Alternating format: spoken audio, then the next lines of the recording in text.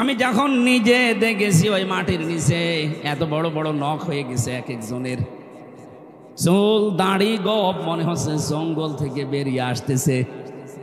রাতের বেলা যখন নিয়ে আমাকে ঘরের ভেতরে নিয়ে যেত, রাত 11টা, 11:30, 12টার সময় নিয়ে যেত কারারক্ষী যারা দায়িত্বে আছে ওখানে, জিজ্ঞাসা করতাম ভাই কয়টা বাজে, কারণ আমরা জানতাম না যে এটা কোন মাস কোন বছর।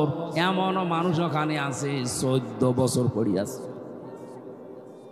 আপনি ভাবতে পারেন একটা কবরের মতো জায়গায় জিন্দা মানুষ 8 বছর 10 বছর 14 বছর পরে বেরিয়ে আসতেছে।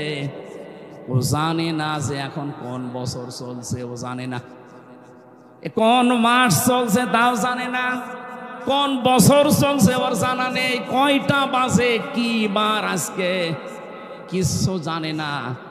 এমন একটা জায়গায় আপনি 5 দিন যদি থাকতে পারেন আপনাকে আমি পুরস্কার দেব। অথচ 14 বছর একটা মানুষ, এত বড় বড় আঙ্গুল নখ হয়ে গেছে, ওরা দেওয়ালের সাথে খুশিয়ে খুশিয়ে লিখত যে ভাই যদি বাইরে যেতে পারেন এই নাম্বারটায় জানাবেন যে আমি বেঁচে আছি।